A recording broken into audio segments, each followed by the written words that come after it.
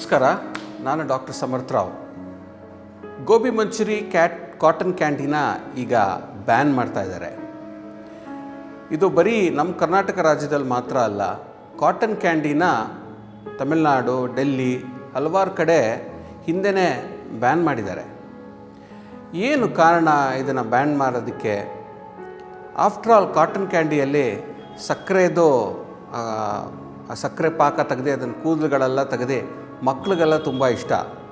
But ಯಾತಕ್ಕೆ ban ಮಾಡ್ತಾ ಇದ್ದಾರೆ?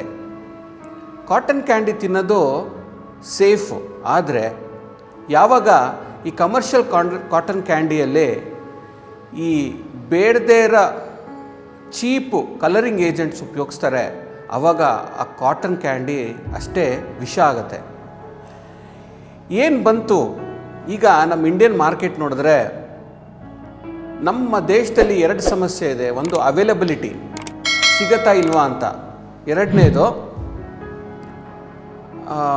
ಅದ್ರ ಕಾಸ್ಟ್ ಎಷ್ಟಾಗತ್ತೆ ಅಂತ. ಸೊ ಈ ಸಾಕಷ್ಟು ಈ ಕಾಟನ್ ಕ್ಯಾಂಡಿ ಮಾಡೋ ಕಂಪನಿಗಳು ಇದೆಲ್ಲ ಏನು ಮಾಡ್ತಾರೆ ಅಂದರೆ, ಈ ಕಲರಿಂಗ್ ಏಜೆಂಟು ರೋಡಮಿನ್ ಬಿ ಅಂತ ಒಂದು ಸೇರಿಸ್ತಾರೆ. ಆ ಕಾಟನ್ ಕ್ಯಾಂಡಿಯಲ್ಲಿ ಆ ಪಿಂಕ್ ಕಲರ್ ಬರುತ್ತೆ ನೋಡಿ, ಅದೇ ರೋಡಮಿನ್ ಬಿ. ಇದು 1978 ಪಬ್ಲಿಷ್ ಆಗಿರೋ ಪೇಪರ್ಸಲ್ಲಿ ಕ್ಯಾನ್ಸರ್ ಕಾಸಿಂಗ್ ಏಜೆಂಟ್ಸ್ ಅಂತ ಅವಾಗಲೇ ಹೇಳಿದರು. ನಮ್ಮ ದೇಶದಲ್ಲಿ ಯಾತಕ್ಕೆ ಇನ್ನೂ 1978 ಕ್ಯಾನ್ಸರ್ ಆಗತ್ತೆ ಅಂತ ಹೇಳಿದ ಮೇಲೆ, ಇನ್ನೂ 50 ವರ್ಷ ಆಗಿದ್ಮೇಲೂ ಯಾತಕ್ಕೆ ಕಾಟನ್ ಕ್ಯಾಂಡಿಯಲ್ಲಿ ಇನ್ನೂ ಈ ಕಲರ್ ಬಳಸ್ತಾ ಇದ್ದಾರೆ? ನೀವು ಯೂಟ್ಯೂಬ್ ತೆಗೆದು ರೋಡಮಿನ್ ಬಿ ಅಂತ ಹಾಕಿದ್ರೆ ಅದು ಒಂದು ಟಾಕ್ಸಿಕ್ ಕೆಮಿಕಲ್ ಕಲರಿಂಗ್ ಏಜೆಂಟ್ ಲ್ಯಾಬ್ಸಲ್ಲಿ ಗ್ಲೌಸ್ಗಳು ಹಾಕೊಂಡು ಉಪಯೋಗಿಸ್ತಾರೆ. ಅಷ್ಟು ಟಾಕ್ಸಿಕ್ ಆಗಿರೋದು ನಾವು ಆಹಾರದಲ್ಲಿ ಹಾಕ್ತಾಯಿದ್ದೀವಿ. ಈ ಪ್ರಮಾಣ ಎಷ್ಟು ಡೇಂಜರ್ ಆಗಿದೆ ಅಂದರೆ, ಬರೀ ಕಾಟನ್ ಕ್ಯಾಂಡಿ ಮಾತ್ರ ಅಲ್ಲ, ಗೋಬಿ ಮಂಚೂರಿ ಮಾತ್ರ ಅಲ್ಲ, ಎಲ್ಲದರಲ್ಲೂ ಕಲರಿಂಗ್ ಏಜೆಂಟ್ಸ್ ಹಾಕ್ತಾಯಿದ್ದಾರೆ.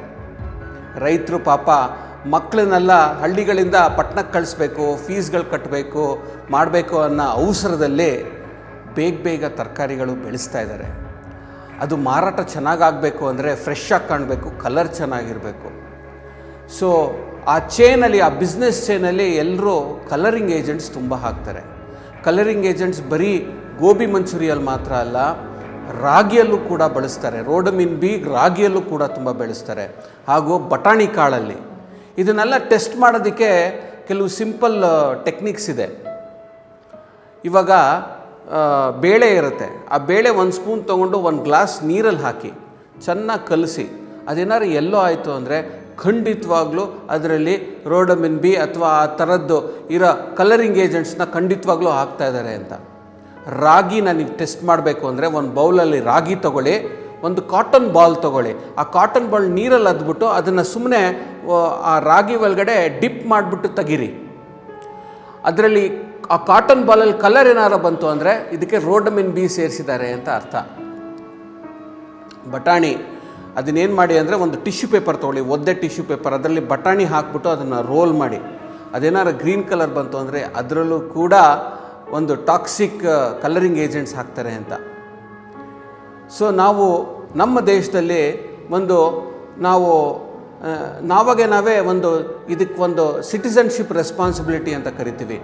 ನಾವು ನಮ್ಮ ಬಿಸ್ನೆಸ್ಗಳಲ್ಲಿ ನಮ್ಮ ಸಿಟಿಸನ್ಸ್ನ ನಾವು ಹಾರ್ಮ್ ಮಾಡದೆ ನಾವು ವೃತ್ತಿ ಬಿಸ್ನೆಸ್ ಮಾಡಬೇಕಾಗತ್ತೆ. ನಾವು ಒಳ್ಳೊಳ್ಳೆ ತರಕಾರಿಗಳು ಇದು ಬೆಳೆಸಬೇಕಾಗತ್ತೆ. ಸೊ ಇಂಥ ಟಾಕ್ಸಿಕ್ ಕಲರಿಂಗ್ ಏಜೆಂಟ್ಸ್ ಹಾಕಿಬಿಟ್ಟು ಅದನ್ನು ವ್ಯಾಪಾರ ಜಾಸ್ತಿ ಮಾಡಬೇಕು ಅಂತ ಉದ್ದೇಶಕ್ಕೆ ಹೋದರೆ ನಾವು ಮಾಡ್ತಾ ಇರೋದು ಒಂದು ದೊಡ್ಡ ಕ್ರೈಮ್ ಇದು. ಯಾಕಂದರೆ ಜನಸಾಮಾನ್ಯರಿಗೆಲ್ಲ ಚಿಕ್ಕ ಪುಟಾಣಿ ಮಕ್ಕಳು ತಿಂತಾರೆ ಕಾಟನ್ ಕ್ಯಾಂಡಿಗಳು, ಯುವಕರು ಗೋಬಿ ಮಂಚೂರಿ ಅಂತ ತಿಂತಾರೆ. ಸೊ ಇದರಲ್ಲೆಲ್ಲ ಈ ಕಲರ್ಸ್ ಬಳಕೆ ಮಾಡಬಾರ್ದು. ಮನೇಲೂ ನೀವು ಮಾಡೋ ಗೋಬಿ ಮಂಚೂರಿ ಈಚೆ ರೋಡ್ ಸೈಡ್ ಸಿಗೋ ಗೋಬಿ ಮಂಚೂರಿಯಲ್ಲಿ ಕಲರ್ ಡಿಫ್ರೆನ್ಸ್ ಎಷ್ಟು ನೋಡ್ತೀರಾ?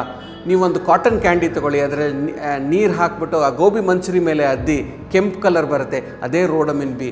ತುಂಬ ಕ್ಯಾನ್ಸರ್ ಕಾಸಿಂಗ್ ಏಜೆಂಟ್ಸು ಈಗಿನ ಕಾಲದಲ್ಲಿ. ಯಾತಕ್ಕೆ GIT ಟ್ರ್ಯಾಕ್ಟಲ್ಲೆಲ್ಲ ಅಷ್ಟೊಂದು ಕ್ಯಾನ್ಸರ್ಗಳಾಗಿದೆ ಅಂದರೆ ಇಂಥ ಕಲರಿಂಗ್ ಏಜೆಂಟ್ಸು ಬಳಕೆಯಿಂದಾನೆ. ಬಟ್ಟೆಯಲ್ಲೂ ಕೂಡ ವಿದೇಶದಲ್ಲಿ ರೋಡಮಿನ್ ಬಿನ ಬಳಸಲ್ಲ. ಯಾತಕ್ಕಂದರೆ ಅದು ಬಟ್ಟೆ ಕಲರಿಂಗ್ ಆಗಿಬಿಟ್ಟು ಅದು ನಾವು ಹಾಕೊಳ್ಳೋದ್ರಿಂದ ಅದು ಒಳಗಡೆ ಹೋಗುತ್ತೆ ಅಂದ್ಬಿಟ್ಟು ನಾವು ಆಹಾರದಲ್ಲಿ ಬಳಸ್ತಾ ಇದ್ದೀವಿ. ನಾವು ನಮ್ಮ ಬಿಸ್ನೆಸ್ಗಳನ್ನ ನಾವು ಅಷ್ಟು ಚೆನ್ನಾಗಿ ನೋಡ್ಕೊಬೇಕಾಗತ್ತೆ. ನಾವು ನಮ್ಮ ಗವರ್ಮೆಂಟ್ ಸ್ಟೆಪ್ಸ್ ತೊಗೊಬೇಕಾಗತ್ತೆ. ಇದು ಬರೀ ಕಾಟನ್ ಕ್ಯಾಂಡಿ ಹಾಗೂ ಗೋಬಿ ಮಂಚೂರಿ ಬರೀ ಸಮುದ್ರದ ಮೇಲಿರೋದು ಭಾಗ ಮಾತ್ರ. ಆಳದಲ್ಲಿ ಇನ್ನೂ ತುಂಬ ಅಡಲ್ಟ್ರೇಷನ್ಸ್ ನಡೀತಾ ಇದೆ ನಮ್ಮ ಫುಡ್ ಇಂಡಸ್ಟ್ರಿಯಲ್ಲಿ. ಸೊ ಆದಷ್ಟು ನಾವು ಈ ಫುಡ್ ಇಂಡಸ್ಟ್ರಿಯಲ್ಲಿ ಉಪಯೋಗಿಸೋ ಪದಾರ್ಥಗಳನ್ನೆಲ್ಲ ಚೆನ್ನಾಗಿ ಗೌರ್ಮೆಂಟ್ ಮಾನಿಟ್ರು ಆಮೇಲೆ ಸರ್ವೇಲೆನ್ಸ್ ಅಂತ ಕರಿತೀವಿ, ಇದಕ್ಕೆ ತುಂಬ ಚೆನ್ನಾಗಿ ಮಾಡಬೇಕಾಗತ್ತೆ. ಅದು ಮಾಡಿದ್ರೆ ಮಾತ್ರ ನಮ್ಮ ಒಂದು ಹೆಲ್ತಿ ಸೊಸೈಟಿ ಅಂತ ನಾವು ಹೇಳ್ಬೋದು.